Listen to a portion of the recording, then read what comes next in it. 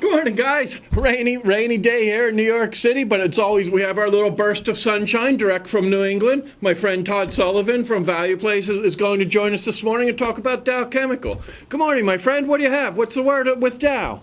Well, Dow Chemical turned in a great quarter. People were expecting a 20-cent loss given the global recession we're in, and they ended up turning in a gain of 3 cents. But then they dropped a bombshell on investors, in my mind anyway.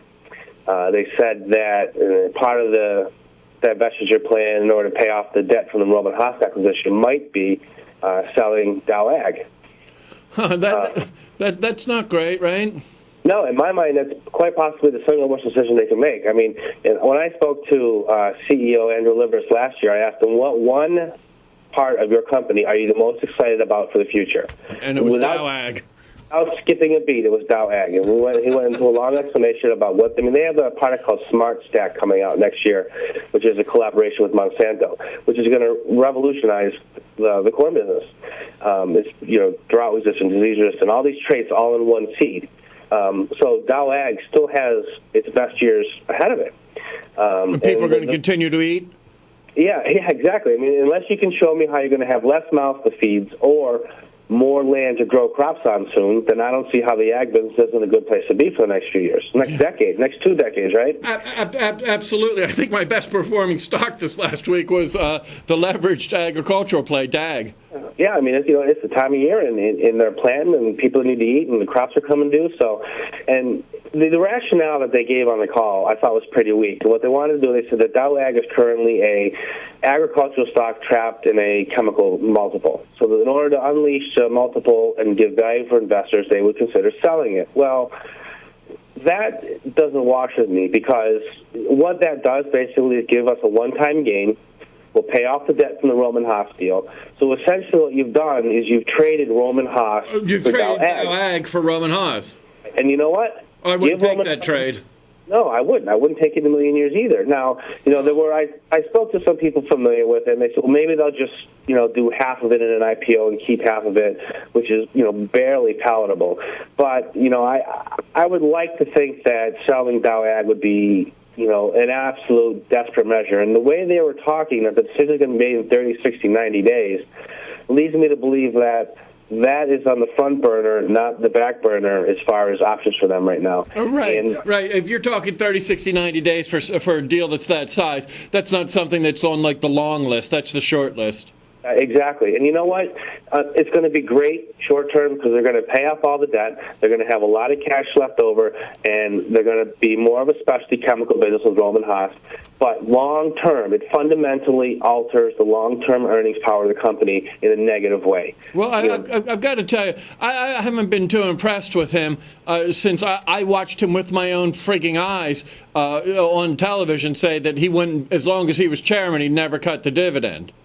Yeah, that was a regretful statement, and I don't think anyone foresaw, the way the economy fell off a cliff in December and January. And in retrospect, he was trying. I don't think he actually considered it until he actually had no choice. So, I give him a small pass on that one, but I cannot give anyone a pass on selling Dow Ag. It's too valuable. It's growing earnings double digit in this environment. Yeah, which Roman Haas is not doing. No, it's not. Roman Haas earnings are shrinking like the rest of the economy. So, if the goal is to steady the earnings stream for Dow and make it more predictable earnings-wise, getting rid of Dow Ag does not accomplish that. It actually works counter to that because it makes Dow even more levered to the production side of its business, the commodity side of its business. Then they're just a complete chemical vertical, and you lose the agricultural diversity. Absolutely. So it runs counter to everything they said. It runs counter to all their goals, and to me, it smacks of desperation. So I've held Dow shares for years, and I think if they sell the Dow Ag business right now, you're going to get a nice run in the stock because the biggest worry about Dow right now is the debt. Right. So that'll eliminate that big worry. You get a big run in the stock. But then that's when I would consider selling because long term, they're basically Roman Haas and they're especially chemical business. I mean, they're still going to be a powerhouse, but the earnings growth profile they wanted and getting rid of the cyclicality that they wanted to accomplish is destroyed by selling Dow Ag. Well, they've had a hell of a year between cutting the dividend, Kuwait screwing them, pulling out of the deal, and then Roman Haas basically forcing them to complete the deal, right? Yeah, exactly. And, that's part of the reason I give them a pass on the dividend because, Kuwait signed a letter to close 7 days before they said they didn't want to do it. So, right. He made the statement before they backed out, and, had they not backed out, this would all be a moot point. But that being said, there has to be other options other than selling what is the most valuable part of the business right now. To basically pay for Roman Haas. And you're going to jump out of that then if they do this after it'll run up, but you'll jump out after that. I'll use an opportunity to probably jump out then because it's a true negative. I mean, Roman Haas and Dow Ag just about almost earned the same amount last year, and Dow Ag is growing double digits, and Roman Haas in a good year goes 5, 6, 8%. So it just doesn't wash. It doesn't work long term. It's not the right move, especially when you have a blockbuster product coming out at the end of 2010 or 2011. The hope to have it by this planting season. By the winter for this planting season. Right. But you know how things work. Maybe it won't be ready, but you're going to have a monster year in Dow Ag next year. Monster. And to sell it now, it smacks of desperation for me. It's like a fire sale, right, bud? Exactly. It's like, and I just can't. I can't find any way in my mind to justify how this is good, other than for right now. Yeah. It's very good for right now, but it's very bad long term. Now, Todd, can I ask you? Do you think that this is obviously a function of there just not being any liquidity out there? Yeah, it's a function, and the commodity business is really tied to oil and gas and petroleum byproduct prices, and those have dropped too. So a lot of the people who want to be buyers of this, which was the Middle East, they're not swimming in money like they were a year ago. Right. A lot of them made some bad investments in their sovereign wealth funds, and in Citibank, in Bank of America, So a lot of the sovereign wealth funds are hurting, and those were a lot of the buyers for these assets. So whereas you might have gotten $9 billion for it last year, maybe they're looking at $4 billion now, and they think, well, fair value. But you know what?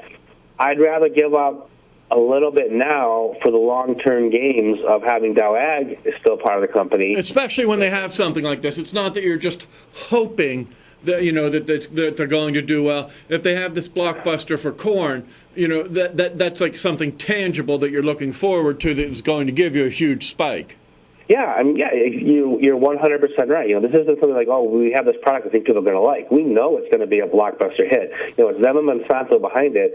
It's just not. You're hitting it out of the park. Yeah, so it's not good for shareholders. Yeah, beautiful. Todd, thank you so much for taking your time to join us this morning. Guys, there you have it. Now, Todd is one of the smartest guys that I know and the best researcher that I've ever seen. You should read his blog every day. He's at valueplays.blogspot.com, and as always, I'll have links through to it. I read it every day, and I think you should too. Thanks so much for taking your time on this. Is it raining up there too, my friend? It's been drizzling. It's going to be drizzling on and off all week, I guess. Yeah, they said thunderstorms here. Guys, have a great day, and Todd, you have a great day too. Thank you. Thank you. Bye now.